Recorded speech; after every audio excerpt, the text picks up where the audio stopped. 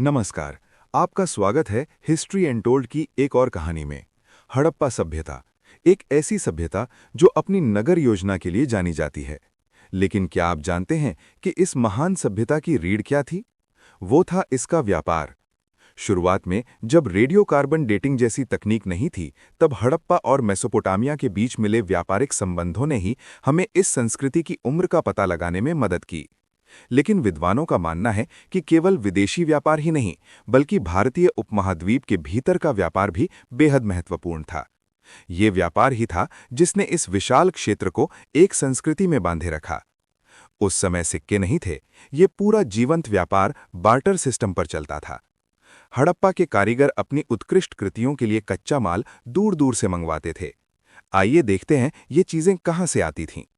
सिंध, सुक्कुर और रोहरी की चूना पत्थर की पहाड़ियों में चर्ट के ब्लेड बड़े पैमाने पर बनाए जाते थे। राजस्थान, यहाँ की खेतरी खानों से तांबा और संभवतः सीसा और जस्ता आता था। गणेश्वर जोधपुरा संस्कृति के साथ उनके गहरे संबंध थे। गुजरात, यहाँ से मन के बनाने के लिए अर्धकीमती पत्थर आते थे। कर्नाटक, कोलार, यहाँ से सोना आने की संभावना थी, जो शायद नवपाषाण युगीन खरवाहों के माध्यम से पहुंचता था। लेकिन ये सामान एक जगह से दूसरी जगह पहुंचता कैसे था? बैलगाड़ियां। खुदाई में मिले मिट्टी के खिलौने बताते हैं कि दो पहिए वाली गाड़ियां परिवहन का मुख्य साधन थीं।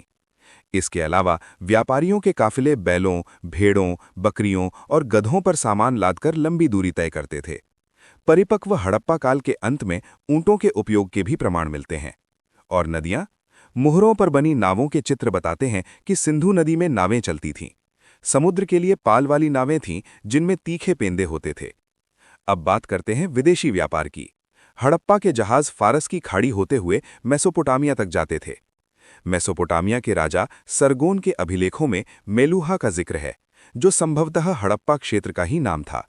वे यहाँ से कार्नेलियन बीड्स, हाथीदांत और लाजवर्थ मंगवाते थे। फारस की खाड़ी में बहरीन और ओमान जैसे स्थानों पर हड़प्पा की मुहरें और बाट मिले हैं, जो बताते हैं कि ये व्यापार के अहम पड़ाव थे। क्या आप जानते हैं कि अफगानिस्तान में भी एक हड़प्पा बस्ती थी? इसका नाम था शोरतुघई। ये अफगानिस्तान में एक व्यापारिक चौकी थी जो लाजवर्थ और टिन की खदानों के पास स्थित थी। यहाँ बिल्कुल हड़प्पा जैसी ईंटें और मुहरें मिली हैं। हालांकि मेसोपोटामिया के साथ व्यापार महत्वपूर्ण था, लेकिन हड़प्पा सभ्यता मूल रूप से आत्मनिर्भर थी। यहाँ के संसाधनों की विविधता और कुशल कारीगरों ने इस सभ्यता को समृद्ध बनाया। व्यापार के इन मार्गों ने न केवल सामानों का, बल्कि विचारों और संस्कृति का भी आदान प्रदान किया। इतिहास के ऐसे ही पन्नों को पलटने के लिए हमारे साथ जुड़े रहें।